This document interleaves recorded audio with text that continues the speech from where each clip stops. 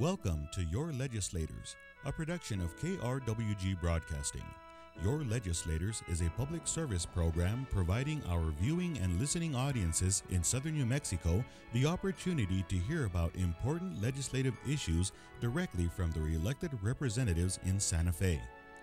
Now here is your host, Carlos Correa.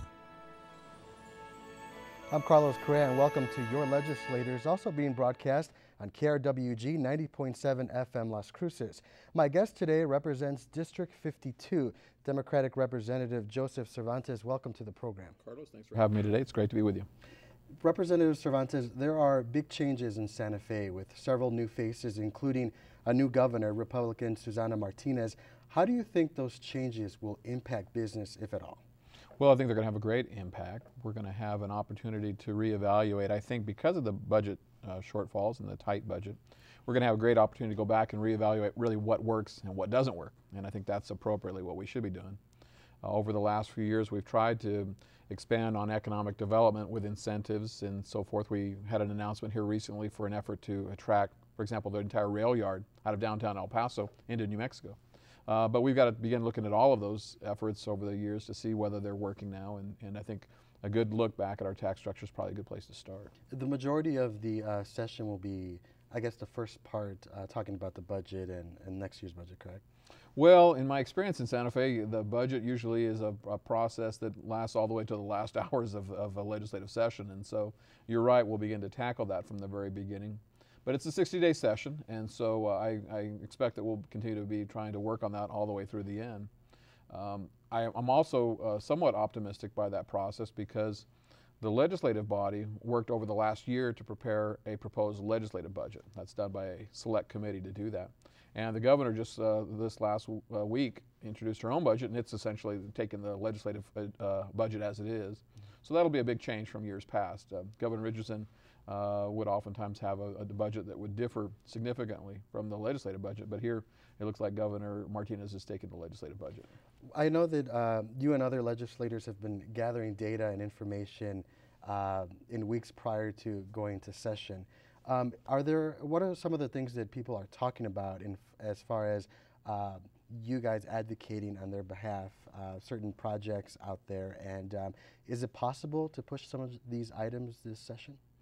Well, inevitably, when we're facing the type of economic climate that we are now, not just in New Mexico but nationally, the government has to compress itself. And I'm proud that our legislature has taken a budget that was once $6 million, and in the last 2 or 3 years has been able to take that down to about a $5.2 or a $5.3 billion budget. So we've cut about 10% out of the state budget already as a result of the economic downturn and decrease in revenues. And we've been able to do that with minimal disruption, I think, to the state necessary functions, education, for example, Medicaid as another. But of course, many people are tied to government funding in one form or another, whether it's a teacher, whether it's a social provider, service provider, and others. And of course, they're very concerned about these cuts and the impact they have to their programs. And they've been deep, even here at the university, of course, the cuts have been deep. And so we, of course, have people that are concerned about the consequences of those cuts. Now, the city of Las Cruces recently announced their wish list for funding various projects. How difficult will it be to successfully secure money for these projects when communities around the state are struggling? I really have to commend the city of Las Cruces. They've done an exceptionally good job, both the council, the mayor, and their staff over the last few years, because like many municipalities, they've seen their revenues decline with the decrease in gross receipts tax, decrease in property values, and all those have consequences down to the cities. And the city's been able to manage well by not having to cut services, furlough employees, layoffs, and things of that kind. But they've got a reasonable, it's an ambitious agenda for the session, but it's reasonable. And the things they're looking to accomplish, for example, trying to provide care for people with mental illness in our community. That's a great example of true leadership by the city, because right now we're putting those people in our detention facilities. And so they're costing the taxpayers to house them in a secure environment that's really not necessary. We need to provide treatment and alternatives to them. So the crisis center that the city's proposing as one of their agenda items makes sense. Sure, it's going to cost some money on one hand, but ultimately should be a savings to the citizens on the other. Representative Cervantes, a big part of the legislative session, as we mentioned earlier, is dealing with the shortfall and setting next year's budget in light of the economic conditions around the country. What is your take on the proposed budgets from both the Finance Committee and the Governor? Is there certain items that you kind of saw that were important, or? Well, a few stand out. We're continuing to see cuts to public education, and Governor Martinez had pledged that she wouldn't make cuts to public education. I'm hoping that she'll be able to maintain that pledge, and I think she's going to try and work to do that.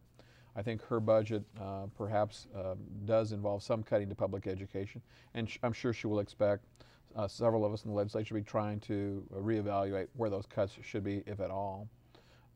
There are some areas in public education where I think we need to be increasing our spending, and so it's not just about making cuts, but really looking at what works and putting the money where it counts. As an example, New Mexico is among the states that has the fewest days that our kids are actually in school. I think we ought to have kids in school longer part of the year. A lot of people may be thinking, how do we get into this mess, and is there a light at the end of the tunnel? What would you say? Yeah, there's a light at the end of the tunnel. We're going to work hard with Governor Martinez. We have some really terrific people in the legislature who have managed our state through some tough economic times. Even locally, we have Senator Papin, Senator Smith on the Senate Finance Committees who have really tried to make sure the state growth did not exceed our ability to meet those demands. So we really owe them a great debt because they've tried to keep us under control in Santa Fe, keep Santa Fe under control in the spending, and I commend them for that. The economy seems to be turning around, but New Mexico always tends to lag behind the nation as a whole, so we're behind that a little bit.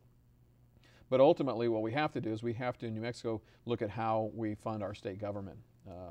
We rely far too much on oil and gas revenue, and as anybody who fills their car up knows, that revenue, just like the price of gas, goes up and down. Mm-hmm. And so as a result, it's like trying to balance your home budget, not knowing from month to month or year to year how much money you're going to be making. And that's one of our challenges. Representative Cervantes, many candidates this last election talked about job growth. In your opinion, what needs to happen for us to see more jobs being created in our area?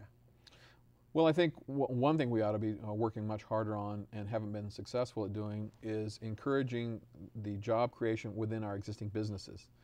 Governments love to create splashy headlines. Officials love to go out and attract some business out of California or Texas to come to New Mexico and have big announcements of new plants and new jobs being created.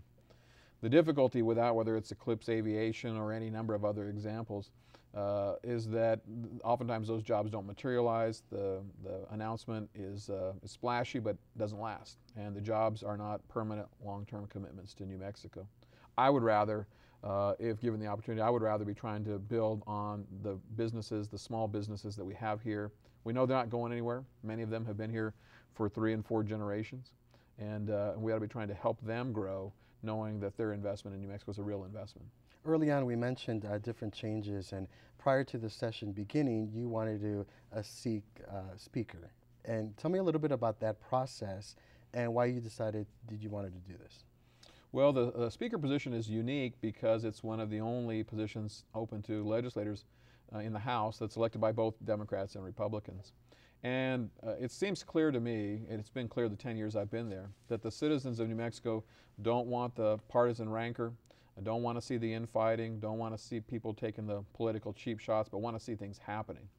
And I think the way to do that is to try and work together both parties. I'm a Democrat, I'm always a Democrat, but we can't get so partisan that we can't realize there may be good ideas from the Republican Party, and I've always tried to work hard to give them that respect and that fairness, and that's the change I'd like to bring to Santa Fe, is mutual respect for one another and for the people that elect both Democrats and Republicans to Santa Fe, and then really trying to make solutions happen rather than just score points for political purposes.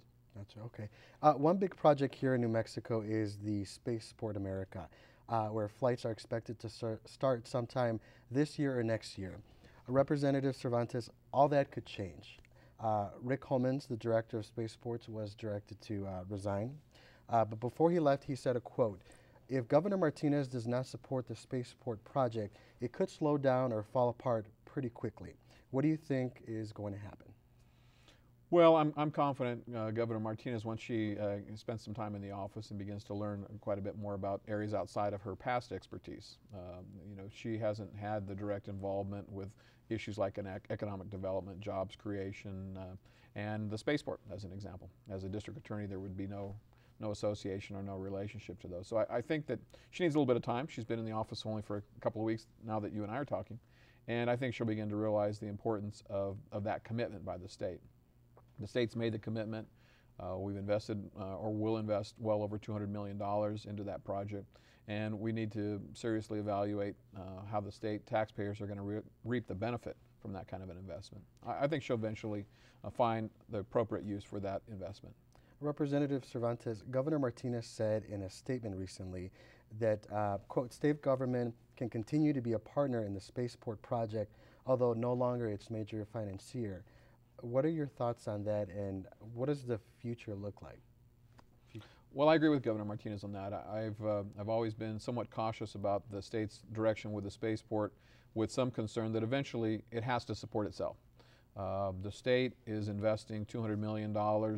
Right now we have one tenant who's going to be paying maybe $2 million a year. That's not enough to sustain that kind of an investment long term. So we've got to find greater use, more users, more tenants, and that's where government and the state and the governor need to play a meaningful role, is finding that use. And if we do that, then that private investment and use of that facility will bear the fruit of the state's investment. Do you think that somehow this project has become a burden for the state? No, not at this point in time, because the state made the commitment to the funding years ago. So the money has already been invested, if you will. Mm-hmm. It may not have all been spent, it may not have all been built, but the state has already set aside the money and established the tax structure to pay for this to the point of building it. Mm-hmm. But of course, the ongoing operations and cost, maintenance are long-term commitments. And so either the state is going to have to make a permanent long-term commitment to significant funding, which I'm not confident can or should happen, or alternatively, and the better alternative is to find the private investment, private interest to take care of those costs. What do you think is the next step in order to move this project forward? I'm a businessman, and as a business owner or any other person who tries to plan for their retirement, we talk about diversification. Right now, the entirety of that spaceport investment hinges on one company and one investor, Richard Branson and Virgin Galactic. That's not diversification. We don't know whether that project will succeed. We don't know whether they'll be able to financially sustain this project. So we have to diversify. We have to find many more users of that facility. And that should be, I think, the primary purpose of the governor and legislative leaders, is to go out, find users, attract users to come in and use that facility, make good use of it. Let's take a minute to remind our listeners on KRWG 90.7 FM Las Cruces. You're listening to Your Legislators. I'm Carlos Correa, speaking here with Representative Joseph Cervantes, who represents District 52. Representative Cervantes, let's talk about education now. The Martinez administration has made this issue at the top of the list. As a legislator, how do we begin to fix the problem of education around the state? Well, you asked me the question as a legislator, and I always answer that question with a bias, because I'm a father, and I have 3 children who have been educated in the Las Cruces Public Schools. They're still in the Las Cruces Public Schools. So my thoughts on education are often colored by my own experience as a parent. I mentioned earlier, I think the first place we need to begin is getting our kids in school more. We have one of the shortest school years in the country. We have the lowest performing school system in the country. It's not hard for me to understand that one way to make an improvement in those areas is to keep the kids in school longer. I see what happens to my own children and to their friends on 3 months of summer vacation, a month-long Christmas break. There's now a fall break, and there's a spring break, and there's training days, and boy, by the time you add it all up, the kids don't know whether they're coming to school or leaving school or packing up or unpacking. And so I think that a little more time in the school year is probably the most important thing we ought to be doing on education. If there's children watching, they're probably thinking, what? Yeah, that may not always be the most popular idea with some people, but it seems only logical to me. And of course, we're competing now in a global environment with China, India, and when you look at their school systems, they're flabbergasted by how short our school year is, how much time we spend in the classroom. And with the increased demands of testing, no child left behind and so forth, we've got to make up for that time and give the teachers greater time hands-on with the kids. Why do you think that education was something that Martinez administration really want to focus on? Well, they have to. The fact of the matter is that public education is almost 2/3 of the state's budget by the time you factor in higher education, public schools, and so forth. So it is the driving component of our state finance, our budget, our spending. So when you're trying to balance a state budget, which we're required to do by Constitution, you've got to zero in on education and make sure the money's being well spent, make cuts where you can, and then try and bring New Mexico out of the position it's in nationally. Ultimately, the economy right now demands jobs. The public needs better jobs, better paying jobs, and that's an investment in education. That's what will bring businesses here. That's what will cause businesses to grow and succeed, is educating our youth. And the third component to that for me is the fact that you can't postpone education. I've told people when I speak about education, you can't say, well, we won't fund this generation of kids or this year or next year, because once they miss that opportunity for a year or two, it's irreparable. You don't get a chance to go back and do 4th grade again. You're on to 5th and 6th grade, and so what you didn't learn, the opportunities that were not presented when you were in school, are irreparably lost. And speaking of education, Representative Cervantes, the DREAM Act is a bill that failed in December, and it would have given certain illegal individuals who graduate from high school a chance to earn residency. Your thoughts on the bill, and would it be brought up in the future, do you think? Well, of course, we're talking about federal law, not New Mexico law, and I was disappointed that the act failed, and as it did in the last hours of the lame duck session, only because it did not then get the attention, the debate, and the time for consideration of the real issue. The real issue, of course, is the immigration and our border challenges, with particularly here Mexico, in southern New Mexico. We've got to do something. By estimations, we have, 13 million people that may be living here without citizenship and without documentation. We can't pretend they're going to not be here. We can't pretend they're going to go away. We can't pretend that they're not part of our society. They are. We can't pretend we're going to deport all of those people. So we've got to figure out how we're going to address the people that are living here now, in addition to what Governor Martinez campaigned on, which is trying to safeguard the borders and prevent additional illegal immigration. But that's a great campaign idea, and it sounds wonderful. Everybody wants to make sure our borders are secure. But the more challenging issue, the real challenge, is what do we do with the people that are here now? And immigration is a hot button issue, as you mentioned, especially in this area. Governor Martinez is looking to revoke driver's licenses issued to illegal aliens, pointing out since Arizona passed the SB 1070, illegal aliens have been pouring into New Mexico. What are your thoughts on that? Yeah, I don't know there's really any evidence to support that. I don't know whether Governor Martinez said that or not, but I've never heard any evidence to support the idea that people are pouring into New Mexico. People are coming to New Mexico for licenses because it's been easier to do so without citizenship, and I think we need to revisit that. That wasn't certainly an expectation when that law was passed. What was expected at the time that law was passed was what we have seen, a decrease in DWIs. When that bill was passed, I remember the room was full of law enforcement officers. They wanted that law because they wanted to be able to identify people when they pulled them over. When they were called out for a dispute of some kind, they wanted to know who people were. And without a driver's license or identification, they couldn't do that. So New Mexico has gone from one of the worst countries in terms of DWI problems to really about the middle of the pack. Still not where we need to be, but an incredible improvement. The other issue on driver's licenses was that without a driver's license, you can't get car insurance. So we had people that were driving illegally because they didn't have a license and because they didn't have insurance. The problem with that, of course, is that the rest of us were paying higher rates in insurance because we have a number of uninsured people out there on the streets who get involved with an accident, and then those of us that are insured are paying for that difference. So there were a great many good policies that were attached to that initiative and that idea, but there have been some unintended consequences, and so it merits a reevaluation. What do you say? I was just with my family in Miami, and we were watching Governor Martinez's first days in office. There was a news report, and they mentioned the issue about immigration and driver's licenses and what Governor Martinez wanted to do. And my father turned to me and said, "She's Hispanic. Why would she want to do that?" Do you think there are other people here in this state thinking about that? And what's your comment? Well, I assume your last name is Correa, and my last name is Cervantes, so we're Hispanic too. And I think it's always a mistake for people to assume all Hispanics think alike, or to lump anybody into one category. So the governor's Hispanic, I'm Hispanic, but we may see things differently. On this particular issue, when New Mexico passed this law, that really was the trend. New York and many other states were going in the direction of trying to get people licensed. And I use this as an example. My oldest daughter just became a first licensed driver. She sees it as a great privilege. She's very excited to get that license.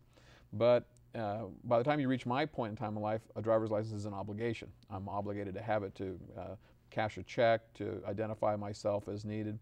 And then, frankly, I don't like going to go get it renewed every year. For me, it's an obligation. And so if you see a driver's license as an obligation, then it's maybe easier to understand why the legislature at the time thought it was important for people to address that obligation, to get insurance, to present themselves, to identify themselves to law enforcement.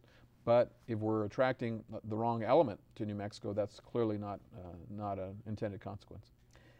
As we come to our final 5 minutes, I wanted to ask you, what are some of the items on your list during the first couple of months in the session, or a couple of weeks? Well, the word boldness came up during the last campaign, and so I hope to continue a practice of the same that I've really been trying to do in the 10 years I've been in Santa Fe. For the last 3 years, I've been trying to pass a process by which we evaluate the entire state constitution. This year we'll be celebrating, or next year we'll be celebrating our centennial. New Mexico will have been a state 100 years. But we're still working from a constitution that was developed when we were an agricultural and ranching state. So everything from the time of year that we meet as a legislature, how much time we meet, the way we're elected, and the way that we structure our entire state governance is antiquated. So what I'm hoping to do is to pass a process by which we begin to look at that Constitution front to back. Too oftentimes the citizens every election go in and you see a constitutional amendment or 5 or 6 at the bottom of the ballot, and that's no way to run a state, is to have the Constitution amended piecemeal. So that's one of the key areas I want to work on. I've passed a great many bills in the past years to try and recover for the taxpayers monies that have been inappropriately and fraudulently part of some corruption against the state. And so there's been a recent lawsuit filed in Albuquerque involving the university there. All of these laws and the investigations are brought under a law that I passed years ago called the Fraud Against Taxpayers Act, which is a law to try and make sure that there's not a defrauding of the taxpayers. So I'll continue to work on ethics and corruption issues. I think we've got to begin to address water issues. That's been quiet during the campaign. It's because it's hard. It's hard to address the complex issues like immigration, like water. So we've got to begin to tackle the tougher issues. Why do you think it's so difficult? That goes back to the constitutional issue. We meet for only 60 days. We only meet for 30 days. We don't have, as legislators, we don't have staff. We don't have offices. We don't have a budget for individual members. So we have very limited resources, and that's why I say we need to make ourselves a modern state. And as a result of that, because we were developed as a part-time citizen legislature 100 years ago, we don't have the time, the resources, and the means to tackle the big issues like water, like oil and gas finance, and so forth. And so too oftentimes all of those issues are dependent on the executive to lead and guide us on, and I think it's important for the legislature to reestablish its role in governing the state. Politics aside, what do you think about New Mexico electing the first Hispanic woman? Well, I told you earlier I've got 3 daughters, and so as a father of daughters, I'm very excited and proud to see that we have a first female governor of the state. We came close to maybe electing the first female president of the United States, so I'm pleased to see the barriers that have always been there for women in all areas being broken down, and so that's I think a terrific accomplishment. This last election, both the Democrats and the Republicans put forth female candidates, and so I'm pleased by that. We've had, of course, a long history of Hispanic governors in the state, so that's maybe less of a milestone, but it's good to see women playing a greater role in governance. And a lot of people may wonder, what's the hours like when you go up to Santa Fe? Pretty long hours, huh? They are. The legislators who serve really deserve the public's commendation, whether you agree with their policy or their politics. I start my day typically with a breakfast, a meeting, and my first committee meeting begins at 8 with the Ag Committee. That's where the farmers and I'm a farmer and farming family. We start at 8. And then I serve on the Judiciary Committee, which is where the lawyers serve, and it's not uncommon for us to work until 2 or 3 in the morning. So it makes for long days. I'll finish at 2 or 3 typically in the morning. I'll get up, have a breakfast meeting, and be going by 6 the next day, and that's a typical day. Any final thoughts as we end our program? My thoughts are to thank the citizens who have re-elected me again this last election for another opportunity to serve them. I represent a district from Anthony into Las Cruces, so it's a diverse district. But I'm proud to have the opportunity to be of service to this community. I grew up here. I love this community, and I look forward to representing them again in Santa Fe. And Representative Cervantes, thank you so much for being here on your Legislators. Appreciate Carlos, it. it was great to visit with you. Thank you. And that's all the time we have. Thanks for watching, and thanks for listening on KRWG 90.7. Remember, you can follow us on Facebook and Twitter, and for the latest headlines and also to watch this interview, you can go to our website, krwg.org. We'll talk to you next time. Your Legislators is a production of KRWG Broadcasting. Copyright New Mexico State University Board of Regents.